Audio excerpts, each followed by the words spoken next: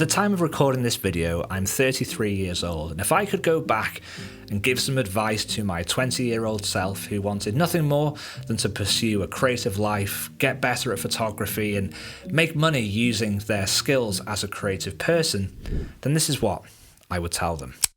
I've always considered myself a fairly introverted person, and historically, I found it difficult to sell myself as a creative. I don't have a lot of self-assurance, and I'm not the most gregarious person. And when I took the leap to become a full-time photographer, it wasn't because I've always had aspirations to run my own business and be my own boss. It's because I was so passionate about photography that when I was working other jobs, I just felt so demoralized because I feel like the thing that I'm best at and where I can, add the most value to the professional world is through my skills as a creative person. Creativity is the only thing that I'm truly good at. But I realized pretty early on that there's always tension between creativity, artistry, and business. Creativity requires a particular set of skills. It requires a particular mindset.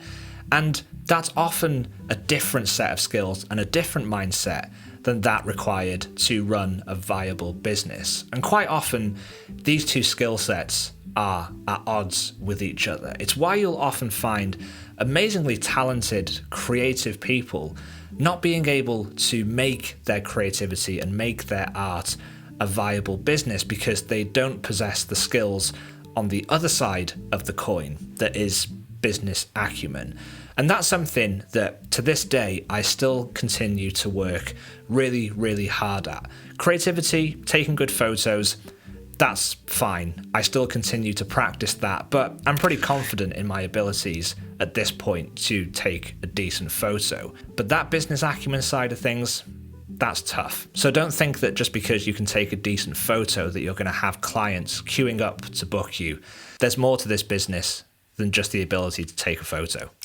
That was evident during the first few shoots that I did as a commercial photographer. During the first few shoots, I was horribly nervous, and because of that, I wasn't really able to effectively command the situation. In terms of just being able to manage people, being able to get the best out of the people that you're working with, photography is quite an uncomfortable situation for a lot of people. Not everyone is comfortable having a camera pointed at them. And your ability to work with people and to get them comfortable in that situation, if you're shooting weddings, if you're shooting portraits, if you're shooting things that require, models or people sort of staging shots for businesses, then a lot of it is working with people, and it's working with people who aren't always comfortable in that situation. It's the mark of really elite photographers. Quite often the things that make them elite photographers are not just the photos, it's their ability to make the people that they're photographing feel totally at ease. When I realized that it was people skills that make or break a shoot, it was a real turning point for me. Being an introverted person, it's that part of the job that requires the most energy and the most effort for me. And it's something that I have to continue to work on, to be able to show up and make people feel at ease, to be very open, to be very friendly, to be very encouraging, and to be quite outgoing. And that's definitely not something that comes naturally to me. Normally, I'm pretty quiet and quite reserved. I'm a nice person, but that isn't always the traits required to be able to command a shoot and get the best out of the situation. Hustling for new clients was so grueling during my first year. It was a cycle of finishing a project and then trying really hard to find the next one. And whilst new clients are always so important, the real backbone of a strong photographic business are repeat clients. It's the people who come back to you time and time again to do more work. Now, delivering good photos is one part of that puzzle, but the more important part of the puzzle is some of the stuff that I mentioned in the last point. It's your attributes as a person. Quite often when you're working with clients, you're often working with marketing departments, with creative agencies, and they often have bosses above them who just want to get the project over the line. And because of that, the skills that are more important to them are often things like, how reliable are you? Do you deliver on time? How easy are you to work with? Are you helpful? Are you able to input creatively and put forward good ideas? And are you trustworthy? These are the skills that matter most to the people that you're going to be working with. Now, the mistake I made at the beginning was caring about my photos too much. Hear me out on this one. It's a competitive industry, so you obviously have to deliver good work and good photos. That's a no-brainer. And of course, you have to be prepared for the shoots that you have coming up.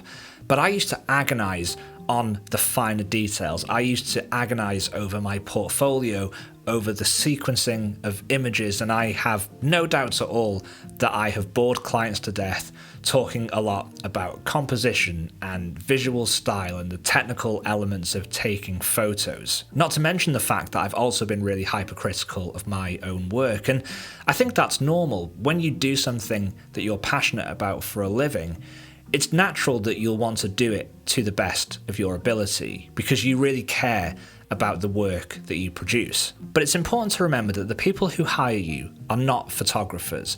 And whilst of course they still care about the photos because they're paying for them and they've taken the decision to hire you, they're not going to be looking at your photos in the same way that you do as the photographer and as the person who's invested so many years into getting to the point of being able to capture a photo like that. There have been projects where I've been so excited about the photos, where I feel like I've executed them really, really well, and I've delivered them and not really received that enthusiasm back the other way. It's not that they weren't happy, but they just weren't really seeing the photos in the same way that I was seeing them as the artist. In their minds, they were just nice photos. And on the other hand, there have been times where I've worked really hard to try and salvage a gallery of photos, either because something wasn't right on the day of the shoot, like the lighting wasn't quite right, or maybe the thing that I was photographing wasn't necessarily the most photogenic, or the environment we were shooting in wasn't the most photogenic. And in those moments, it's sometimes hard to feel like you're getting the best out of the photos when you know they could be better. But in those situations, I have handed in galleries and the clients have been absolutely thrilled with them. So the main takeaway here is care about your work, be precious about it, but don't be too precious. Just get the job done and don't overthink it. Sometimes there are days where I wake up and I just don't feel like the creative juices are flowing. There are days where I just don't want to pick up a camera at all. And I think this is relatable in every profession. We've probably all had days where we wake up and we just don't want to do the work. We all enjoy photography during those times where we feel really fired up and excited to go out and shoot. But what about the times when we don't feel that way? There are times when I'm not creatively stimulated by a project, but I still have to show up and I have to flick that creative switch in my head to create good work. And that is a really undervalued skill, and a skill that isn't talked about enough when it comes to actually becoming a full-time photographer. You have to be able to back yourself to show up and create good photos. And that is uncomfortable for some people.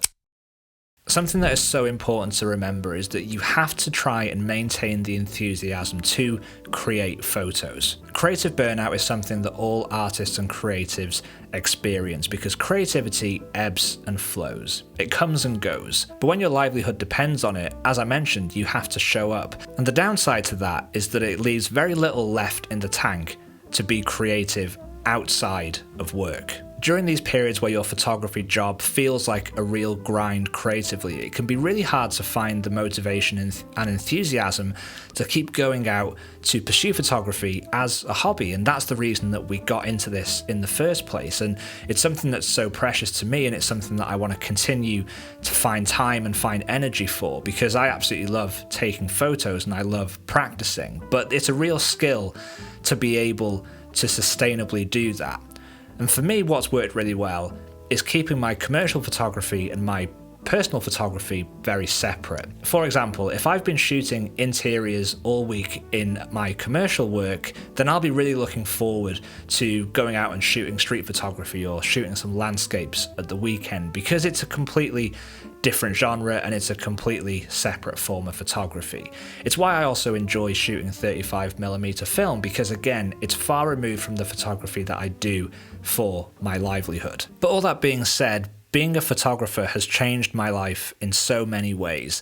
Whilst photography is unpredictable and it's competitive, It forces you to develop so many important skills. I now feel like I'm a more confident public speaker through doing videos here on YouTube. I feel like I'm more extroverted. I don't get as anxious when it comes to meeting new people because I'm meeting new people every week on shoots. And I'm not an anxious traveler anymore because I'm often traveling to all sorts of new places all the time for my photography jobs. So because of that, I think being a photographer is such a wonderful thing. And I'm so grateful to be able to make a living from it. So I hope you found some value in this video. I hope you found it insightful. Being a photographer is hard, but it's not impossible if you remember some of these tips. It might help you determine whether it's for you or not. So thank you for watching. Give this video a thumbs up if you enjoyed it. Hit the subscribe button if you're new here. And I would love to hear from you guys down in the comments. Where are you at in your journey as a photographer? I would love to know.